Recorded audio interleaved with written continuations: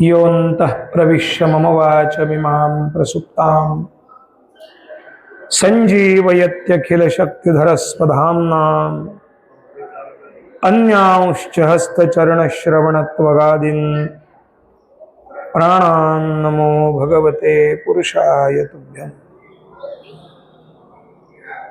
समचरणसरोजं सान्द्रनीलाम्बुदाभं जघननिहितपाणिं मण्डनं मण्डनानां तरुणतुलसीमालां कन्धरं कञ्जनेत्रं सदयधवलहासं श्रीविठ्ठलं चिन्तयामि। यदक्षरमणाख्येयम् आनन्दमजकेवलं श्रीमन्निवृत्तिनाथेति ख्यातं दैवतमाश्रयेत्। अखण्डानन्दरूपाय संविज्ञानप्रदायिने भवद्भान्तदिनेशाय श्रीगुण्डाख्यगुरवे नमः। श्रवणं कीर्तनं विष्णोः स्मरणं पादसेवनम् अर्चनं वन्दनं दास्यं सख्यमात्मनिवेदनम्। श्रीमद् भागवत के सप्तम स्कंध में भगवत भक्त बाल प्रहलाद अपने जो सहचर हैं, अपने जो साथी हैं, जो दैत्य पुत्र हैं, राक्षसों के पुत्र हैं, उनसे संवाद करते हुए जो भगवत भक्ति का अर्थात नवविधा भक्ति के संबंध में जो उपदेश संवाद रूप में देते हैं, उसका कुछ अंश इस नवविधा भक्ति के संबंध में जो श्लोक है उसके द्वारा आपके सामने भगवत गोष्ठी के लिए चिंतन के लिए सामने लिया हुआ है, उद्धृत किया है। श्रवण कीर्तन विष्णु स्मरण पाद सेवन अर्चन वंदन दास्य सख्य और आत्मनिवेदन, ये नवविध भक्ति स्वरूप प्रकार भगवत भक्त प्रहलाद जो कि गर्भ में ही माता और महर्षि देवर्षि नारद जी इनके संवाद में भक्ति का सार सूत्र ग्रहण कर चुके थे। वे स्वयं अनन्य और कैंकर्योपासना में नित्य परिकर सेवा में रत है। जो उपासना, जो साधन, जो सेवा वे करते हैं, उसके प्रति उनकी निष्ठा भी है, उनका भाव भी है और भगवत चरणों के प्रति दिव्य अनुराग भी है। ये विशेषता है। कोयले के खदान में ही हीरा मिलता है, वैसे ये विशेषता है। आसुरी संपदा से युक्त उस असुर कुल में कश्यप पुत्र हिरण्यकश्यपु के द्वारा प्रकट हुए जो चार प्रहलाद, लाद, अनुल्लाद आदि जो चार बालक है, कयाधु के पुत्र हैं, उनमें प्रहलाद सबसे छोटे हैं। उनकी निष्ठा और उनकी दृष्टि इतनी व्यापक है कि वे कण कण में, अनोरणीयान महतो महीयान, सब में भगवत साक्षात्कार प्रत्यक्ष करते हैं। कण कण में, जीव मात्र में, सभी में भगवत दर्शन करने के कारण उनके अंतःकरण में कहीं पर भी द्वेष की भावना नहीं। अद्वेष्टा सर्वभूतानां मैत्रः करुण एव च निर्ममो निरहंकार समदुःख सुख क्षमी।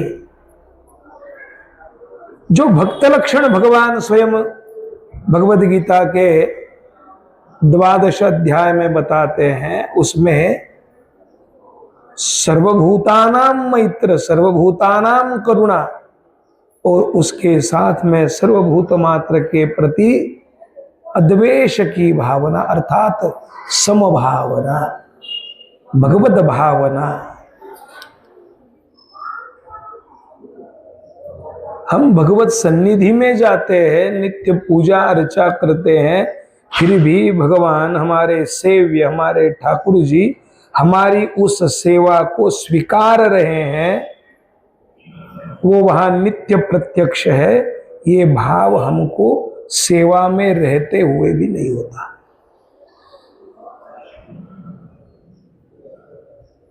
घर में रसोई बनानी है तो सास को या घर के जो प्रमुख है उनको पूछा जाता है आज सब्जी क्या बनाऊं। कभी हमने ठाकुर जी से तो ये निवेदन नहीं किया कि प्रभु जी आज भोग में क्या बनाया जाए, आपकी क्या इच्छा है, क्योंकि हमको ये लगता ही नहीं है कि वो वहां पे है। हमको तो वो धातु के रूप में, पाषाण के रूप में, प्रतिमा रूप में दिख रहे हैं। हमारी दृष्टि भगवत स्वरूप को देखते ही क्या सुंदर छवि बनी है, क्या सुंदर चित्र है, क्या सुंदर श्रृंगार आज ठाकुर जी का आपने किया। ठाकुर जी की तो मूर्ति आज बहुत सुंदर दिख रही है। अरे आप बोलते बोलते वहां ठाकुर जी पर मूर्ति रूप का आरोप लगाते हैं, वो नित्य प्रत्यक्ष वहां पे उपस्थित है, ऐसी धारणा हमारी नहीं है। और इस कारण हमारे अंतःकरण में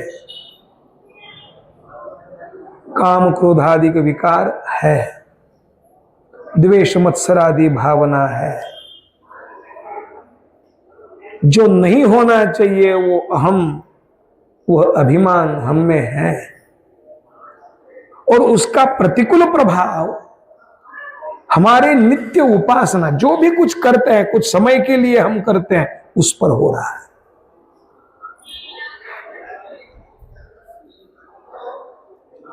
चिंतनीय है। अनेकों प्रकार से यातना ताड़ना करते हुए, देते हुए, अनेकों द्वारा प्रताड़न करते हुए भी भगवत भजन में जो अनुराग है, भगवत नाम संकीर्तन में जो अनुराग है, वो प्रहलाद जी नहीं छोड़ते। तुकाराम जी कहते हैं, संत तुकाराम जी, प्रहलादासी पिता करी तो जाचणी, परी तो स्मरे मणि नारायण। स्वयं पिता जन्मदाता अनेकों प्रकार से उनको तकलीफ कर रहे हैं, ताड़ना कर रहे हैं, दुख दे रहे हैं, क्या नहीं किया। प्रहलाद जी का भक्ति साधन निरस्त हो, उनका भगवत भजन नाम स्मरण नाम संकीर्तन साधना रुक जाए, वे असुरी संपदा को प्राप्त करते हुए जो असुर करते हैं उस कार्य में प्रवृत्त हो, इसलिए क्या नहीं किया। पर्वतों के शिखर के ऊपर ले जाकर धकेल दिया, समुद्र में लेकर गहरी खो में डुबोने का प्रयास किया, अग्नि में होलिका के साथ दहन करने का प्रयास किया, विष प्रयोग किया गया, हाथी के पैरों के नीचे कुचलने का प्रयास किया गया। क्या आयु थी? भगवतवर प्रहलाद जी की आयु 5 वर्ष की है, और उस बाल्यावस्था में इतनी निष्ठा है, अनेकों प्रकार के भय दिखाने के बाद में भी, अनेकों प्रकार के दुख पहुंचाने के बाद में भी प्रहलाद जी ने अपना नाम स्मरण, नारायण नाम चिंतन नहीं छोड़ा। हमारे बाल्य जीवन में कुछ शिक्षा देने वाले ऐसे चरित्र है। ध्रुव जी का चरित्र है, प्रहलाद जी का चरित्र है, संत नामदेव जी का चरित्र है। उनको श्री विग्रह में प्रत्यक्ष भगवान दर्शन देते हैं, वो करते हैं। इसीलिए तो ऐसा भगत मैं कभी नहीं पाया, नामदेव ने दूध पिलाया। दूध पियो मेरे गोविंद लाला, दूध पियो मेरे गोपाल बाला। ये भावना है, आवश्यकता है। देखिए, नित्य पूजा क्रम में जब भगवान का आवाहन करते हैं, आसन प्रदान करते हैं, हम ये सोचते हैं इतने दूर से आए हैं, थक गए होंगे, प्यास लगी होगी, तो उसके लिए अर्घ्य, पाद्य, आचमन आदि जो सेवाएं हम निवेदित करते हैं, उसमें भी यही धारणा है कि दूर से आए हैं, उनके हाथ धुलाए जाए, पैरों में जल चढ़ाकर और उनके पैरों को धोकर उनकी थकावट दूर की जाए। उनको पीने के लिए सुगंधित शीतल जल दिया जाए।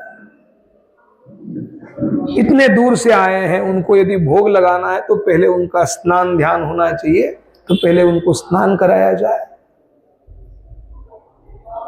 षोडशोपचार पद्धति एकोपचार से लेके 64 उपचार तक पूजा पद्धति में कहे गए हैं। और भक्ति का ये साधन है ना, गर्गाचार्य बताते हैं, पूजादिषु अनुरागः इति पाराशर्याः। पूजादि में अनुराग होना, हमारे सेव्य को वहां प्रत्यक्ष पाते हुए, उनसे निवेदन करते हुए एक एक उपचारों को समर्पित करना। देखिए, हम आलंदी में थे और नित्य दोपहर में जब ठाकुर ज्ञानेश्वर महाराज जी का भोग लगाया जाता था और रात्रि में जब शयन होता था, तो उसके पूर्व वहां पे नित्य क्रम से आने वाले कोई भगवत भक्त, हरि भक्त एकत्रित होते थे। दोपहर के समय जब भोजन का समय होता था, पट लग जाते थे, भोग अंदर में लगाया जाता था। उसके पूर्व ज्ञानेश्वर महाराज जी का समाधि का स्नान, उनका शुचिरभूत स्वरूप, फिर उनका गंधक्षत से पुष्प से पूजन, फिर भोग, ये सब अंदर होता था, पट लगा रहता था। और बाहर में बैठे हुई माता है, उनको भोजन के लिए जो जो पकवान बनाए हैं उनका निवेदन करते थे।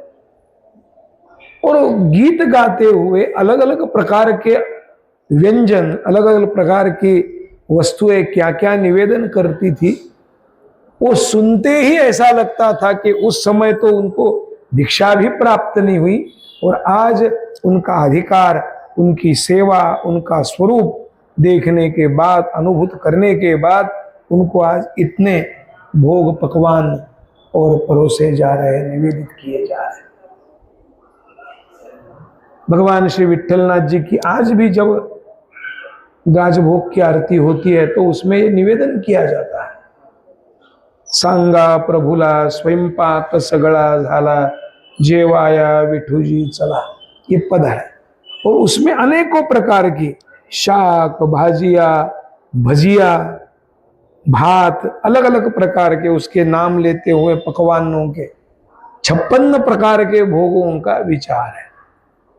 तो ये सुनते थे, तो एक बूढ़ी माई वहां पे जब भगवान को भोग लगाया जाता था, माखन भोग लगाया जाता था, तो कहती थी, देखो हे विट्ठलनाथ जी, ये तो आपको गोकुल में भी जल्दी नसीब नहीं होता था। यहाँ भक्तों में आने के बाद आज रोज अलग अलग पकवान पा रहे हो, खूप खाओ, खूप मजे करो, मजा कर, आम्ही पिठलो भाकरी खाऊ पण तू खा श्रीखंड पुरी, अशा पद्धतीनं इस तरह से उसकी बातें होती थी। भावानुराग जो के चल रहा है, नित्य भोग चल रहा है, राजभोग चल रहा है, मतलब उसका भाव है कि ठाकुर जी पा रहे हैं और वो पेट भर गया ना, और कुछ चाहिए आपको कहें तो बता दूं, हाँ मगर थोड़ा हमारे लिए शेष रखना है, नहीं तो सब कटक जाओगे। ये जो भाषा है, देखिए भावना में प्रभु का प्राकट्य है।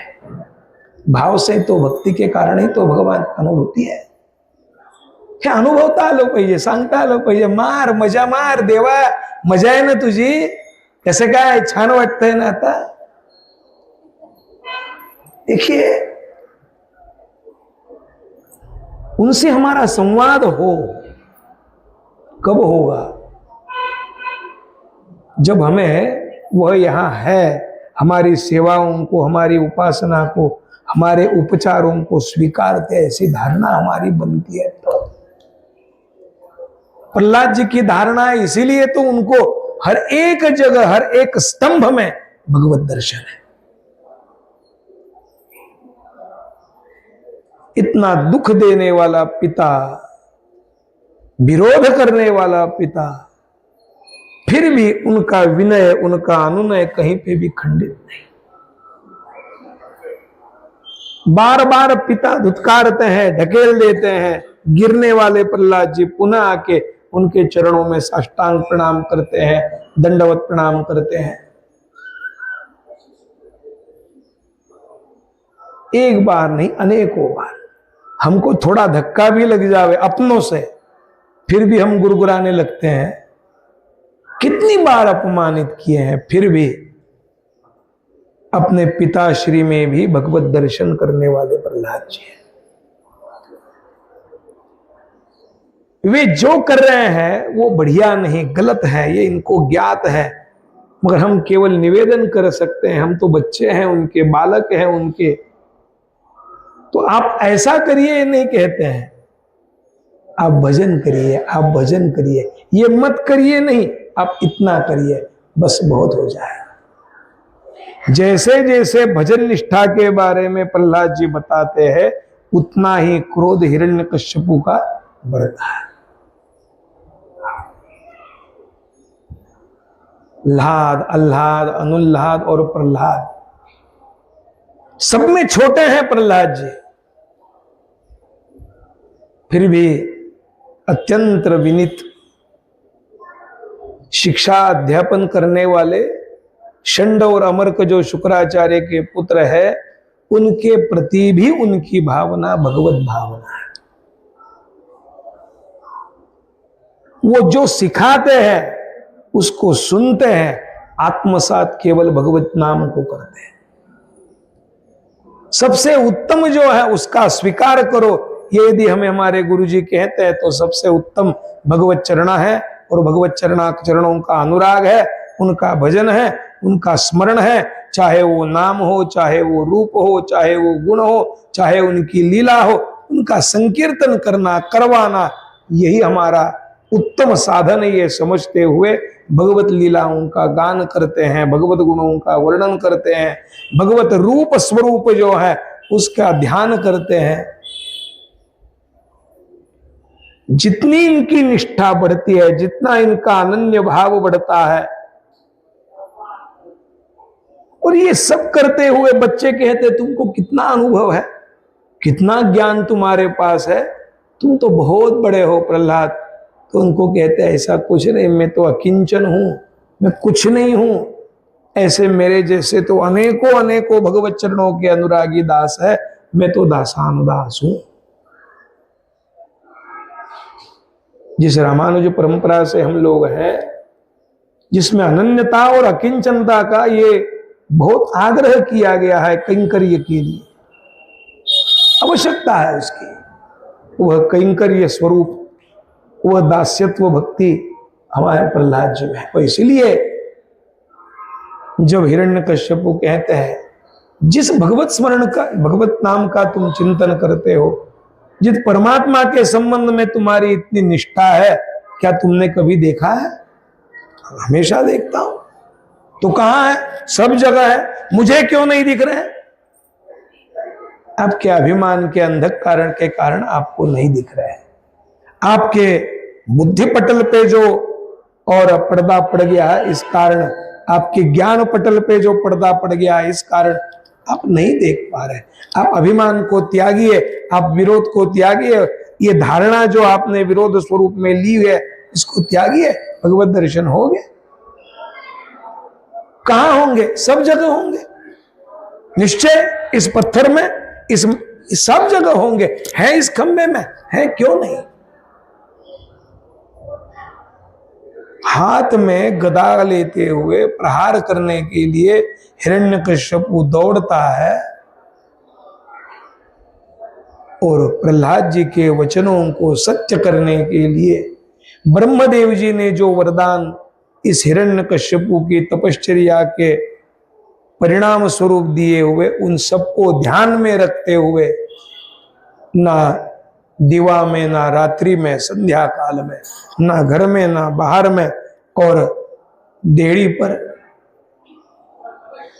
ना अस्त्र से, ना शस्त्र से, ना सजीव से, ना निर्जीव से, सभी वरदान के जो विषय है उनको ध्यान में रखते हुए भगवान ने नरसिंह रूप धारण कर कर और प्रहलाद जी का रक्षण भी किया, भाव भी सिद्ध किया, और हिरण्यकश्यपु जैसे आतताई को नष्ट करते हुए अजात शत्रु प्रहलाद जी की जो सर्वभाव दृष्टि है उसको अखंड रखा।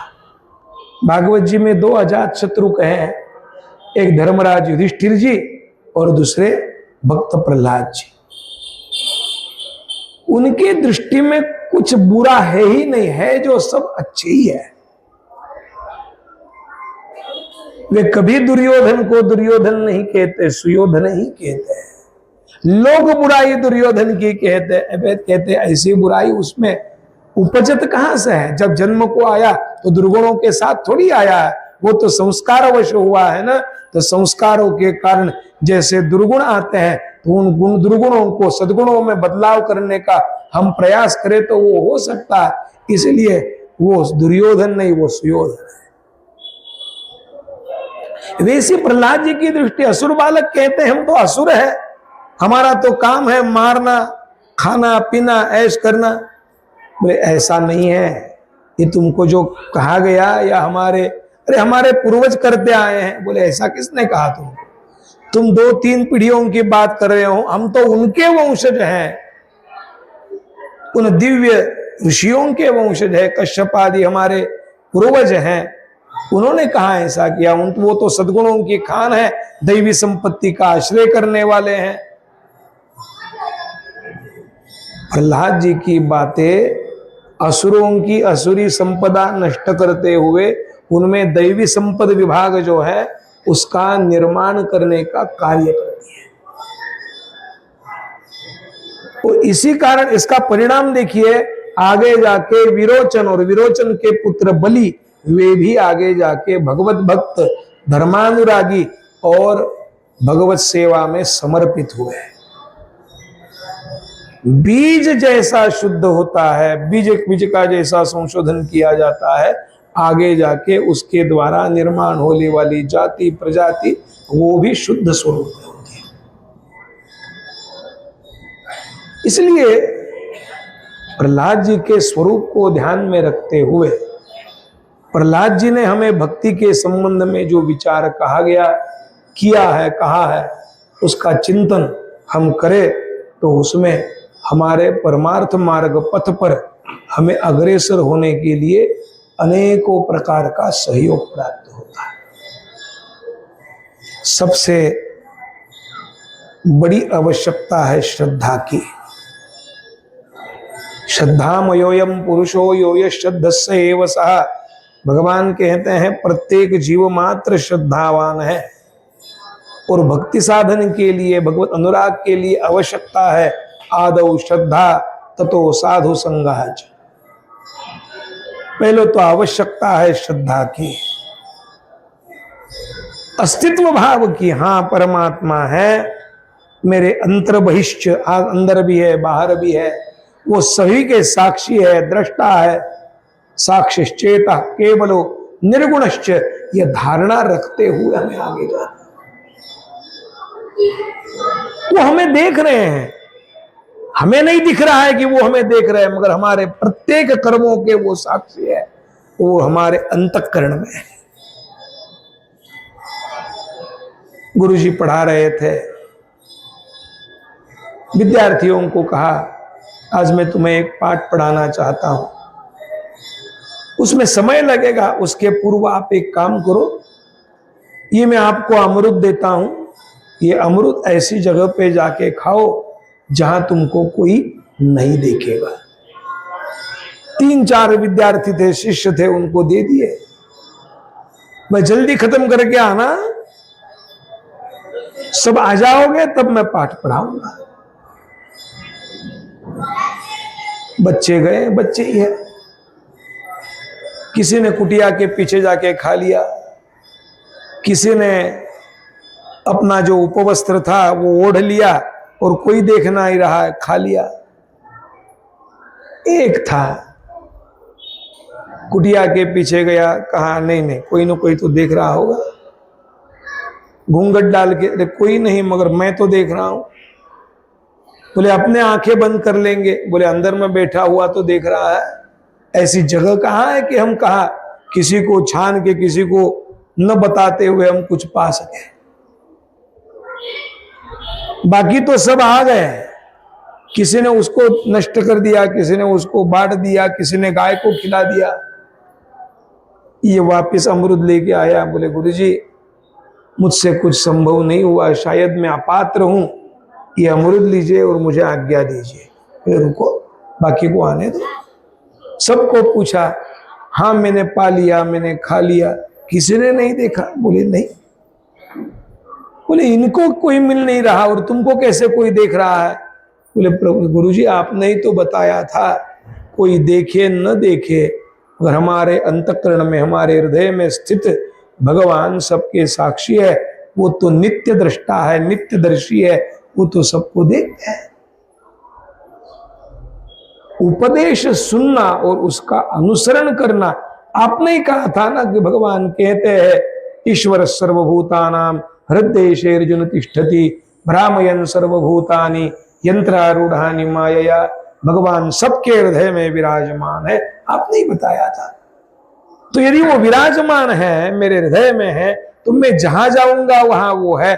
तो उनको न बताते हुए, वो न देखे, ऐसी जगह तो कुछ है ही नहीं।